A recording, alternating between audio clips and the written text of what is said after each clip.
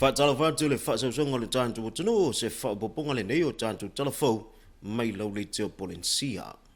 Ua whalafola le tinao le atu la i e tārusanga i lumo le whaamasinonga e ave i tualo nā tali i e teu se whaapoponga le reporti mai a le lua amisene tānielu. O ta ua le tina le fionga whenunu tina o tala tautua. Taluai e le o mawhai lava o na watula na tama i tua e teu. Ta lusu e su e ngā whaale tula whono leo leo e le i maea. Ua tonu e foi. E tula i e whailan tālu sanga tu ufofonga. Ila e solo sul whaale e wala awelem ta upol avta avale. E tālo sangai ilo whaamasino. Ia avatu i tualo nātali i e teu o mawhatialo na ainga.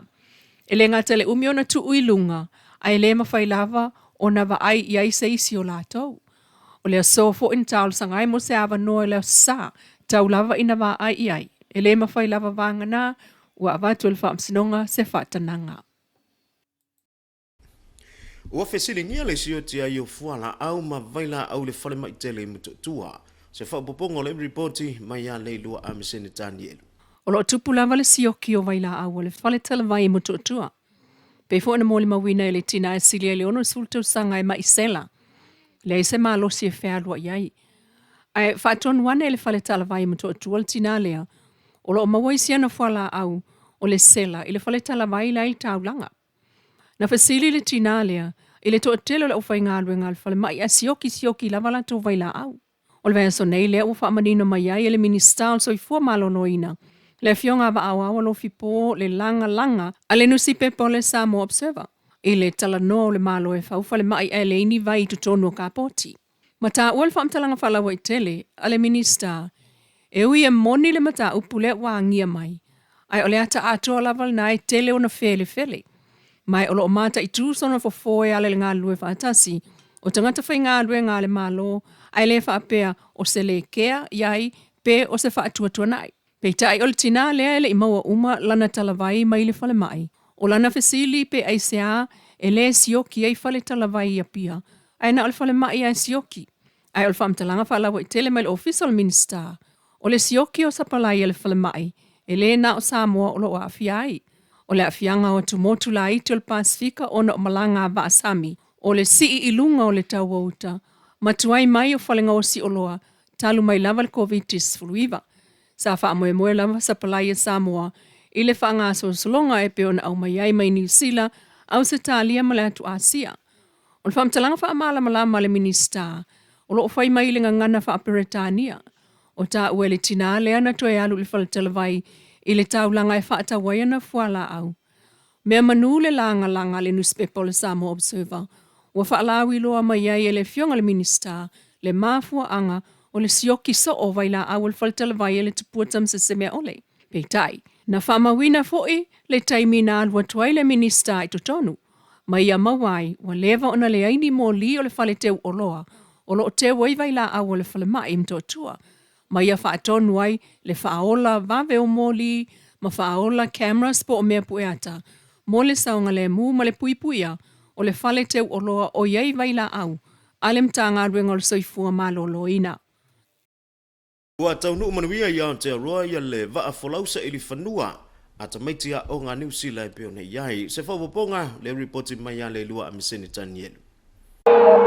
Ua taunu manuia i Aotearoa ananafi. Le wholaunga o tamaitia onga o le te kuravaka. O le onga lea o lo ofa apitoa la vai awa o aito mai e sa ili ai whanua. E pe ona whai ai le lato suenga. E le sa ilia leo motul Pasifika. Ma o lato maua ai Samoa, i le lua vai aso taluai, le anatali malo ai, le afio anga po tasi whale alili. O le umatua Samoa sa whaatino i fo i anga i whanua, o wha maa vaenga.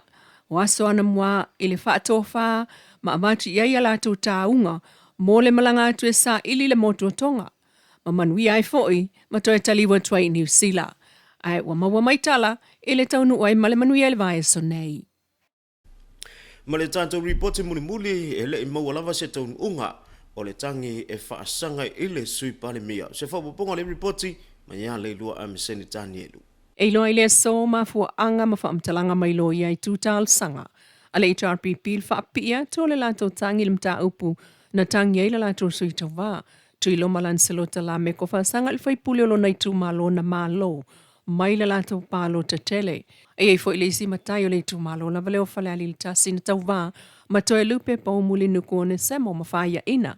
Ai lana ia tala ina o tātou fsilingia. Wa ia langolango ina malmalo si neil fai pule o tusi au iai le tele o lo lato i tu malo whaata si ai malona whaafetai ai le tō finga le malo. O le au o tuai le tō finga pa le mia ia fale alili. O le pale mia mautino la vale a Samoa. Pe atu sa ai malfina ngalo le tua i le umane ai o le se fulu tau sanga. O le pale mia o iei nei le sunga la au le mali e tōpula tai vau. Ua ta ati ai whainga whaavai ale vang wha upawhai e wha tua le tua Samoa o tasi. E na o le ta i lua lava nofo i ngā le whaipule e avea ma pale mia ma se e ese ai avatu le ava noa i leisi. Mai tali tonu fo i le fionga le pale mia.